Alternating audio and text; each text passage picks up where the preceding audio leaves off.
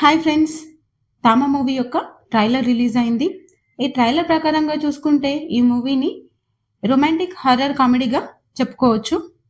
ఈ ట్రైలర్ యొక్క opening scene ద్వారా మనకు తెలిసేది ఏంటంటే, ఈ సినిమాలో విలన్ అయినటువంటి నవాజుద్దీన్ సిద్దికీ గారి యొక్క క్యారెక్టర్ ఒక బేతాళుడు. అతని బాధ్యత ఏంటంటే భూమిపైన ఉన్నటువంటి ప్రజలను కాపాడడమే తన యొక్క బాధ్యత.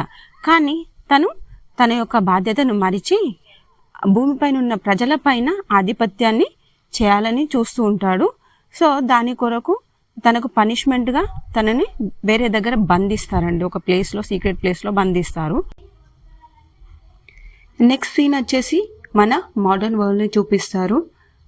మీన్స్ బేతాళుని బంధించిన 1000 సంవత్సరాల తర్వాత ఇందులో అనుకోకుండా ఒకరోజు మన హీరో గారు బేతాళుని బంధించిన చోటికి వెళ్తాడు.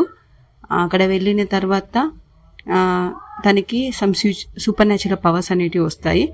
మేబీ బేతాళుని ద్వారా తను ఇన్ఫెక్ట్ అయ్యి తను కూడా బేతాళునిగా మారినట్టు చూపిస్తారు.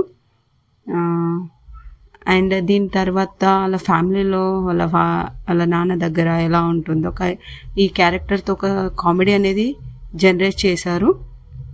ఓకే, హీరో గారి గురించి స్పెషల్గా చెప్పాల్సిన అవసరం లేదు. ఈయన ఆల్రెడీ ఓల్డ్ యాక్టర్. తన యాక్టింగ్ అనేది చాలా బాగుంటుంది.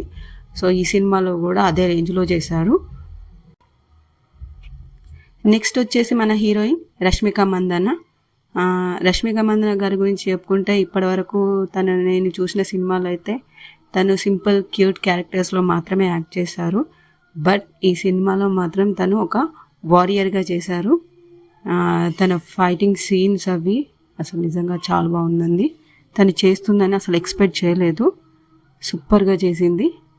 అండ్ నెక్స్ట్ చూసుకుంటే ఇక హీరో హీరోయిన్ మధ్యన లవ్ స్టోరీ, రొమాన్స్, వాటి మధ్య వచ్చిన అబ్స్టాకిల్స్ అవి వాళ్ళని ఎలా దాటారు అన్న దాని మీద మూవీ ఉంది.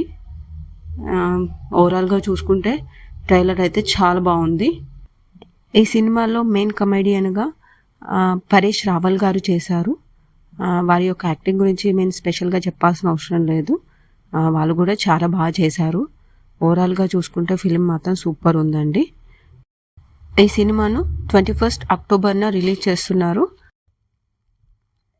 మూవీ రిలీజ్ అయ్యాక మూవీ రివ్యూ కూడా చూద్దామండి. బట్ ఆ లోపు నా ఎక్స్ప్లెనేషన్ మీకు నచ్చితే ఈ వీడియోకి ఒక లైక్ చేయండి. అలాగే మీ ఫ్రెండ్స్తో షేర్ చేయండి. సబ్స్క్రైబ్ చేయడం మాత్రం మర్చిపోకండి.